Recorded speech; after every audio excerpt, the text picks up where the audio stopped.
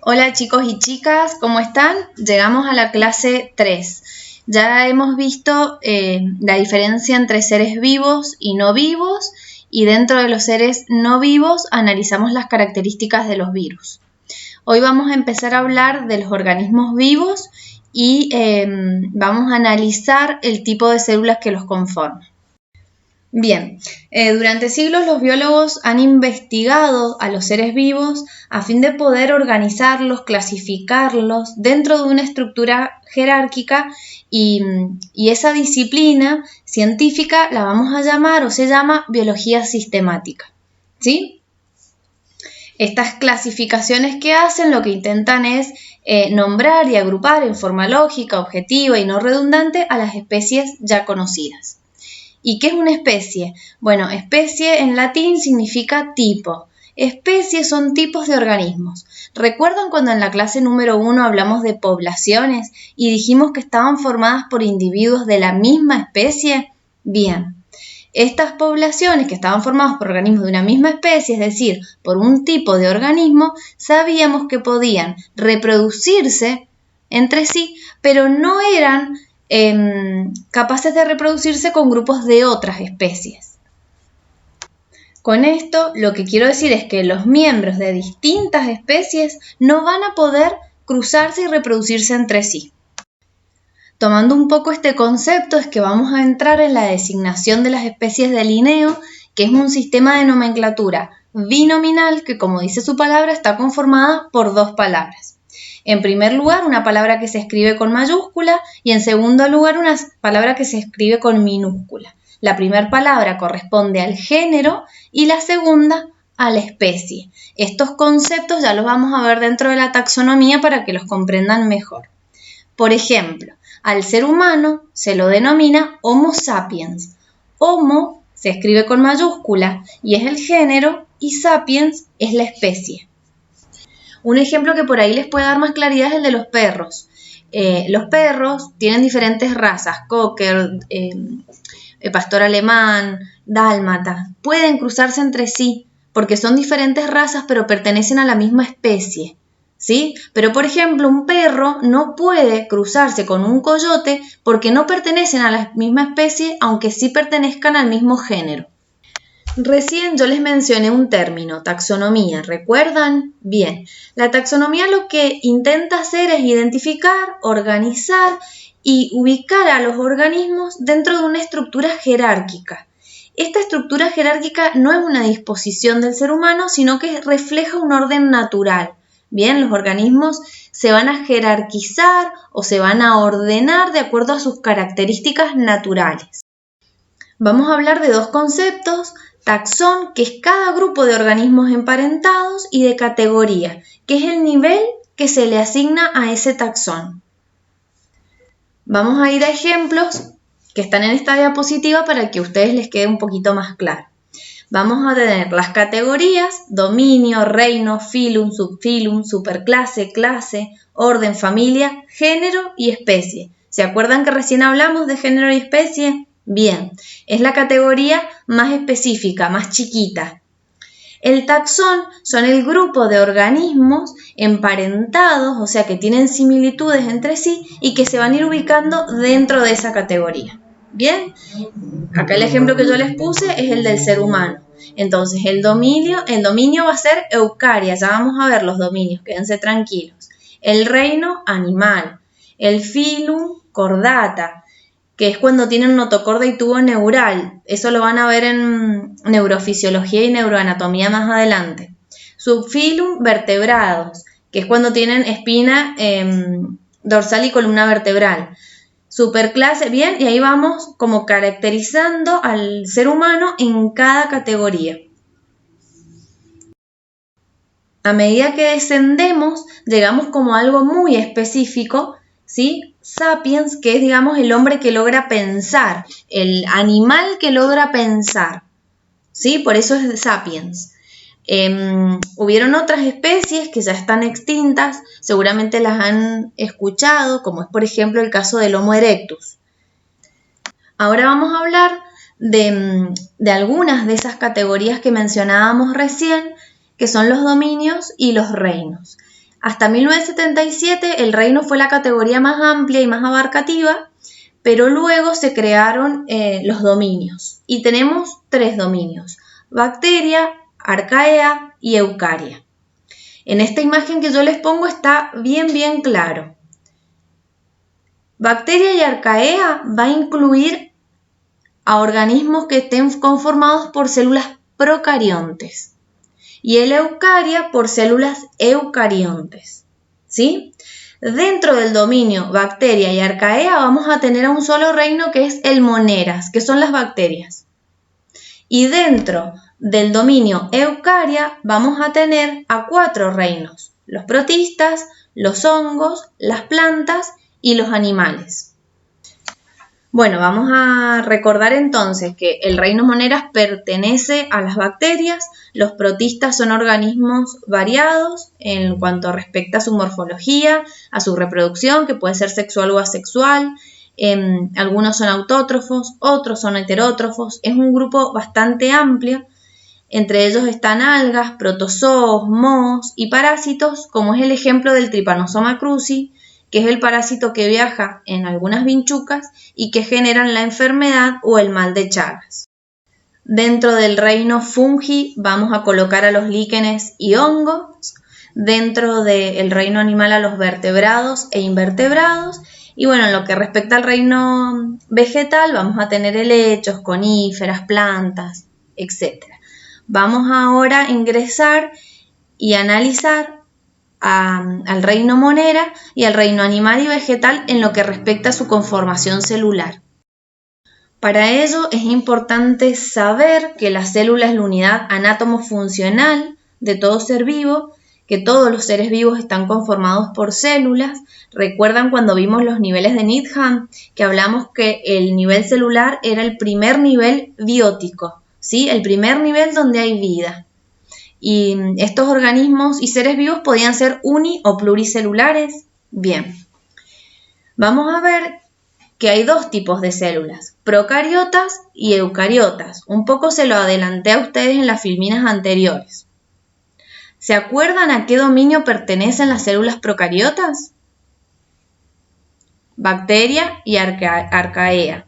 ¿Y a qué reino? Protistas. ¿Se acuerdan? Bien. Las células procariotas decimos que son las más antiguas, las más abundantes, las que muestran mayor capacidad de resistencia y por eso colonizan todos los ambientes del planeta. Bien, dentro de los seres vivos que están o que forman parte del dominio bacteria vamos a tener a los hipertermófilos. Esto quiere decir que sobreviven a altas temperaturas, viven a más de 70 grados centígrados. Y a los anaerobios, es decir, que viven y se desarrollan en un medio sin oxígeno. Tenemos bacterias también un poco más modernas, que son las bacterias gram positivas. Se los cuento como para que entiendan, pero no hace falta que esto lo sepan.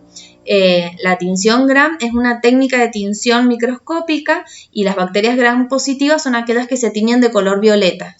Las que no se tiñen son negativas y van a quedar en una tonalidad rosa. Bien, también están las cianobacterias, que son las que realizan fotosíntesis, y las protobacterias, que son las que fijan nitrógeno. Entre esas pueden haber escuchado, sobre todo en relación a los alimentos, la Escherichia coli y la Salmonella. Y dentro del dominio Arcaea tenemos 2 grandes grupos: las crenarqueotas, que son hipertermófilas, y las euriarqueotas, que tenemos los metanógenos, son aquellas bacterias que producen metano, y las halófilas, que son aquellas que sobreviven en altas concentraciones de sal. Esto es importante porque, ¿qué queremos decir? Son muy resistentes, fíjense, sobreviven a altas temperaturas, sin oxígenos, con concentraciones salinas altas. Cuando nosotros colocamos sal en una ensalada, más allá de que le damos un poco de sabor, en realidad lo usamos como antiséptico, ¿sí? Porque la sal mata microorganismos. Bien, ¿cómo van hasta ahí? Es un poquito larga esta clase, pero vamos que queda poco.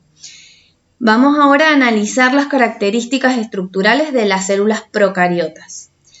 Algo muy importante a saber es que los organismos procariontes siempre son unicelulares Y las células procariotas son pequeñas, miden de 1 a 30 micrómetros. No tienen un núcleo definido y por eso no van a tener contenido del ADN, en realidad porque no hay membrana nuclear, y tampoco van a tener organelas. Bien, cuando hablamos de la organización celular de los procariontes vamos a hablar de que poseen cápsula, pared celular, membrana celular no nuclear, nucleoide y citoplasma.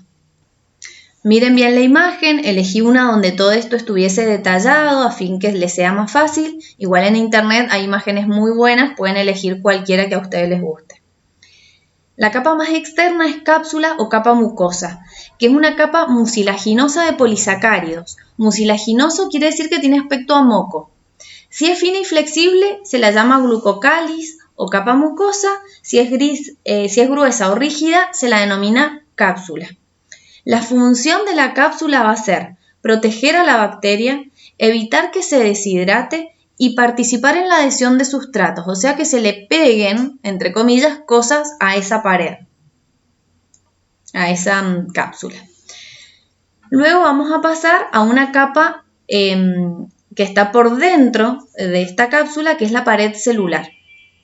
La pared celular lo que hace es dar forma y rigidez, protege a la célula, participa en la división celular y es allí donde se van a adherir los flagelos. Ya vamos a ver qué son los flagelos, pero es como esa colita que ustedes ven en la imagen. La excepción son los micoplasmas. Los micoplasmas son bacterias que no poseen pared celular.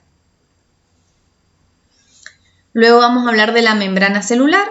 La membrana celular es una bicapa lipídica que contiene proteínas, contiene enzimas y a diferencia de las células eucariotas no contiene colesterol. Siempre las membranas van a tener una función selectiva o se les dice que son semipermeables. ¿Qué significa esto? Significa que van a regular el tránsito de sustancias desde la célula y hacia la célula, ¿sí? Van a permitir que algunas sustancias ingresen a las células o no y que algunas sustancias salgan de las células o no. Como yo les mencionaba recién, las células procariotas no tienen membrana nuclear. Entonces, no van a poseer núcleo, sino nucleoide, que es la zona donde se encuentra su ADN. Bien, además, las células procariotas pueden tener plásmidos, que son moléculas de ADN extracromosómico que pueden salir e integrarse al ADN de una nueva bacteria, dando variabilidad y generando una resistencia a los antibióticos. Si miramos un poco el citoplasma de la célula procariota, nos vamos a dar cuenta que tiene una gran cantidad de ribosomas. Estos ribosomas son más pequeños que los de la célula eucariota y por lo tanto se dice que es un citoplasma denso. Contiene iones, proteínas y enzimas. No es importante que sepan este concepto, pero lo aclaro para que se entienda mejor, por si no lo saben. Los iones son partículas con carga eléctrica. Nunca neutra, o son positivos o son negativos, y puede ser de un átomo o una molécula.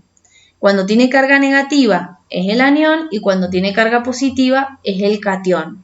Cuando ustedes vean Na, la N en mayúscula, la A en minúscula, con un signo positivo, es un catión sodio, ¿sí? Si ustedes ven una K con un más, es el catión potasio. Sodio y potasio es algo que van a ver mucho en neurofisiología, por eso pensé en ese ejemplo. Algunas bacterias tienen la capacidad de desarrollar endosporas cuando las condiciones ambientales son desfavorables, ¿sí? Es una forma de generar una gran resistencia al calor, a las radiaciones, que le permiten mantenerse como en stand-by, por decirlo de alguna manera, con un metabolismo casi nulo, pero siguen vivas. Y cuando las condiciones vuelven a ser favorables, la célula se reactiva. En cuanto a la reproducción, ¿se acuerdan las bacterias qué tipo de reproducción tenían? Cuando hablamos en el primer PowerPoint. La reproducción de las bacterias es por fisión binaria o división simple. ¿Qué significa? Que la célula madre duplica su material genético, su ADN, lo divide en partes iguales y forma células hijas iguales a ella. La única diferencia entre las hijas y las madres, ¿sí?, se va a generar por mutaciones espontáneas. Ya vamos a ver más adelante qué son las mutaciones, pero son como, vamos a decirlo así para que ustedes lo comprendan ahora, cambios genéticos, ¿sí? Eso le va a dar variabilidad a las bacterias. Bien, entendiendo que las bacterias se reproducen rápidamente o a una buena velocidad y que encima sufren mutaciones que van a dar variabilidad, esto hace que las bacterias tengan una gran capacidad de adaptación y sean diversas. Cuando hablamos de las morfologías de las bacterias, es la forma que tienen las bacterias, se refiere a las diversas formas celulares que presentan, y vamos a tener los cocos, que tienen formas de esferas, los bacilos, que son cilindros rectos. Estos dos tipos de bacterias son los más frecuentes. Tenemos espirilos, que son los espirales alargados, y los vibrios, que tienen forma de coma, son como bastones curvos. Si ustedes ven en la imagen, van a ver que están los estreptococos y los diplococos. Los diplococos es cuando hay dos cocos juntos, y los estreptococos es cuando los cocos se alinean y forman como una cadena. ¿Bien? Entonces cambia el nombre, deja de ser coco para llamarse estreptococo o diplococo. ¿Se entiende? Bien, despedimos a los procariontes y vamos a entrar en célula eucariota. La célula eucariota, a grandes rasgos, vamos a hablar de que tiene pared celular, a excepción de la célula animal. Tiene una membrana celular, un citoplasma. Esta sí va a tener una membrana nuclear y por lo tanto un núcleo bien definido. Un citoesqueleto que se encuentra en el citoplasma y ya vamos a ver sus características, y organelas citoplasmáticas. Las formas de las células eucariotas son variadas. Yo les coloqué esta imagen porque siempre que analicemos las células vamos a ver como una especie de célula redondeada. No es la única morfología posible. El espermatozoide, por ejemplo, es una célula, ¿sí? El glóbulo rojo es una célula. La neurona es una célula. Lo que pasa es que son distintos tipos de células y por eso cambia la morfología. Bien, entonces, la pared celular está presente en procariontes y en eucariontes. La excepción de los eucariontes es la célula animal. En las bacterias está formado por peptidoglucano y pseudopeptidoglucano, y en los vegetales por celulosa. La función, que es lo que a mí me importa que ustedes entiendan y sepan, es proteger, sostener y fijar a la célula. La membrana celular de las células eucariotas lo que hace es separar a la parte interna de la célula del medio externo. Y no es una bicapa lipídica como en el caso de los procariontes, sino que es una bicapa fosfolipídica, que sí contiene colesterol, que contiene proteínas y que también va a regular el tránsito de sustancias desde y hacia la célula. Si ustedes ven en la imagen, yo remarqué una parte de la membrana que es como un redondel, una cabecita con dos patitas, ¿sí? Esos son los fosfolípidos, por eso se dice que es una bicapa. Si ven, tenemos a dos fosfolípidos encontrados por las colitas, con las cabezas en posición opuesta. ¿Se entiende? El colesterol, ¿dónde se va a ubicar? A ver, les voy a hacer una pregunta. Los fosfolípidos tienen una cabeza que es hidrofílica y una cola que es hidrofóbica. ¿Dónde creen que se va a colocar el colesterol? En la cola, ¿sí? Porque es hidrofóbica, tiene rechazo por el agua y tiene atracción por las grasas. Entonces el colesterol se va a poner en las colitas. Las proteínas de la membrana celular tienen función de transporte, ¿sí? Esto que yo les digo que regula el tránsito de sustancias desde la célula y hacia la célula, está regulado en parte por las proteínas. Bien, vamos a hablar del citoplasma ahora, ¿les parece? El citoplasma es el medio interno de la célula y está constituido en un 60% por agua y contiene iones y proteínas. Cuando hablamos de las organelas que se ubican en este citoplasma, la vamos a clasificar por función. Entonces vamos a tener organelas que procesan información, que son el núcleo y los ribosomas, organelas que procesan o que están relacionados con procesos energéticos, mitocondrias y cloroplastos, y organelas que son sistemas de endomembranas, Acá vamos a encontrar el aparato de Golgi, los lisosomas y el retículo endoplasmático rugoso y liso. Vamos a empezar a hablar del núcleo. El núcleo es la organela de mayor tamaño, tiene una envoltura nuclear y la función va a ser el sitio de control de las células, como el cerebro de la célula, y es donde se va a duplicar el ADN para que la célula pueda reproducirse. El retículo endoplasmático es una red interconectada de membranas que se va a ramificar a través del citoplasma y son como tubos o sacos aplanados. La diferencia está en estructura y función dada por si es liso o rugoso, si tiene ribosomas o no, ¿ok? Entonces, ambos son redes interconectadas, sacos aplanados. El liso no posee ribosomas y la función principal va a ser la síntesis de lípidos, de esteroides, además de que modifican químicamente las moléculas tomadas por las células, como por ejemplo los fármacos. Por otro lado, el rugoso se llama así porque tiene adherido a sus paredes ribosomas y la función principal va a ser la síntesis de proteínas. Más adelante vamos a ver por qué esta es la función del ribosoma cuando veamos síntesis de proteína. El aparato de Golgi también es un saco membranoso y aplanado y lo que hace, yo siempre digo que es como el correo. Recibe y modifica las proteínas que produjo el retículo endoplasmático, las concentra, las empaqueta, las clasifica y las envía al exterior o al interior de la célula dependiendo de dónde se requiera esa proteína. ¿Bien?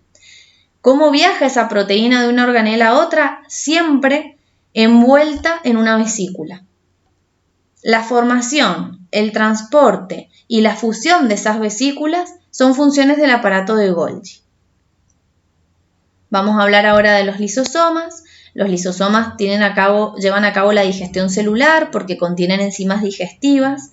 Lo que hacen es degradar alimentos o objetos extraños que capta la célula. Algunos no los digiere y a los que digiere, algunos los usa como combustible y a otros los puede desechar. Bien, los lisosomas se clasifican en primarios o secundarios de acuerdo a si han realizado y han participado en la digestión o no. La mitocondria, para mí es la organela más interesante. Decimos que está formada por dos membranas. Ustedes fíjense, una externa, que es lisa, y una interna que tiene pliegues. Contiene ADN y ribosomas. Y la función es sumamente importante para la célula y es la respiración celular. Es decir, que convierte la energía química potencial de las moléculas en una forma de energía que pueda ser utilizada por la célula. ¿Cómo se llama? ATP, adenosín trifosfato. ¿Se acuerdan que en el power anterior hablamos del ATP, de los 38 ATP que se producían en la respiración celular? Bien, es de esto. Entonces, nosotros comemos un alimento y a nivel celular lo que ocurre es que se toma esa glucosa, bien, la que sea necesaria se utiliza en el momento y la que no se va a guardar como ATP. A grandes rasgos, nosotros no vamos a ver químicamente qué pasa en la respiración celular. Vamos a hablar ahora de los plástidos. Los plástidos van a tener diferentes nombres de acuerdo a lo que contengan. El más conocido, seguro que ustedes lo han visto en biología en el secundario, es el cloroplasto. El cloroplasto se llama así porque contiene clorofila. Pero también existen otros plástidos como el leucoplasto que contiene almidón y los cromoplastos que contienen carotenoides. Vamos a analizar el cloroplasto y lo que vamos a decir que es el lugar donde se lleva a cabo la fotosíntesis. Esto seguro que lo recuerdan. Acuérdense que la fotosíntesis es la fuente de energía para la mayor parte de los seres vivos.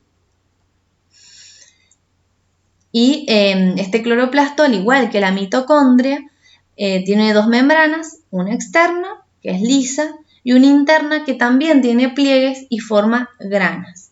Bien, si ustedes se fijan en la foto, ahí está bien diferenciado que es una grana y que es un tilacoide. Bien, los tilacoides apilados forman una grana. En el estroma, a ver si ustedes lo ubican, al lado de ADN dice estroma. Bien, en el estroma se encuentra el ADN y los ribosomas. Como verán, morfológicamente, las mitocondrias y los cloroplastos se parecen bastante. ¿sí? Tienen una función muy similar, unos en células animales, otros en células vegetales. Y traigo a colación esto para explicarles la teoría endosimbiótica, que es algo que también me gusta mucho preguntar en los exámenes, ¿sí? La teoría endosimbiótica habla que las mitocondrias y los cloroplastos constituyeron en algún momento una célula procariota, o sea, eran células procariotas, que fueron fagocitadas. Esto quiere decir como que otras células más grandes las incorporó, las comió y las ingresó, y que fueron incorporadas a estas células que las fagocitaron y evolucionaron y cambiaron con el tiempo hasta transformarse en orgánulos celulares. Bien, vamos a mencionar a las vacuolas. Las vacuolas en las células vegetales son muy grandes y están conformadas simplemente por solución acuosa con sustancias disueltas en su interior. La función es darle turgencia, darle sostén, estructura a la célula y además contener desechos y productos tóxicos. En lo que respecta al citoesqueleto, vamos a decir que está formado por un conjunto de fibras que mantiene la forma de la célula, da sostén, permite movimientos y a veces hace como de carretera, de riel para las proteínas, ¿sí? En esto que permite movimientos, un ejemplo que les puede llegar a servir es si ven videos de cómo viajan los glóbulos rojos dentro del torrente sanguíneo, van a ver que se van doblando. Ese movimiento está generado y propiciado por el citoesqueleto. El citoesqueleto está conformado por 3 componentes: los microfilamentos, los filamentos intermedios y los microtúbulos. Los microfilamentos están formados por filamentos de actina y la función va a ser la de contracción y la de dar forma o estabilizar la forma. Bien. Los filamentos intermedios están formados por queratina y la función es estabilizar la estructura celular y resistir a la tensión. Y los microtúbulos, que son los más importantes, son cilindros largos, huecos, no ramificados, que están formados por una proteína que se llama tubulina y que permite cambios de longitud. La función del microtúbulo va a ser el esqueleto de la célula, también funcionar como rieles o carreteras, y lo más importante que yo quiero que sepan de los microtúbulos es que forman otras estructuras como los cilios, los flagelos y los centríolos. Si hay algo que pregunto de citoesqueleto, es la función general del mismo y hablo mucho de cilios y flagelos. Bien, los cilios son cortos, están en gran cantidad o son numerosos y lo que realizan es un movimiento de adelante hacia atrás. Por ejemplo, lo podemos ver en el epitelio pseudoestratificado, ciliado del aparato respiratorio, en la nariz, por ejemplo, y lo que hacen es como ser barredores esos cilios. En el epitelio nasal estoy hablando, ¿bien? Los flagelos, en cambio, generalmente son únicos, son más largos y tienen un movimiento serpenteante. Un ejemplo de los flagelos es la cola del espermatozoide, ¿sí? Generalmente la función de estos flagelos va a ser darle movilidad a una estructura, a una célula. Los centriolos están formados por tripletes de microtúbulos, o sea, 3 microtúbulos pegados, y van a participar en la distribución de los cromosomas durante la división celular. Van a entender mejor qué son los centriolos cuando veamos mitosis y meiosis. Bien, hemos llegado casi al final. Me gustaría que pudiésemos hacer una diferencia entre la célula procariota y eucariota. Bien, si ustedes hacen el repaso, podemos ver que las células procariotas no tienen membrana nuclear y por lo tanto no tienen núcleo. En cambio, las eucariotas sí. Las procariotas son de menor tamaño y tienen más ribosomas pero más pequeños. Los procariontes no tienen citoesqueleto, los eucariontes sí. Y los procariontes no tienen sistema de membranas internas, los eucariontes sí. Con respecto a la comparación entre célula animal y célula vegetal, vamos a ver que la célula vegetal sí tiene pared celular, tiene una gran vacuola y contiene cloroplastos. La célula animal tiene vacuolas muy pequeños o no tiene y contiene centriolos que la célula vegetal no los tiene. Bien, esas serían las diferencias más importantes entre una y otra. Chicos, esta clase ha sido larga, pero es bastante sencilla. Les mando un cariño muy fuerte, cualquier duda me escriben. Que tengan lindo día. Chau, chau.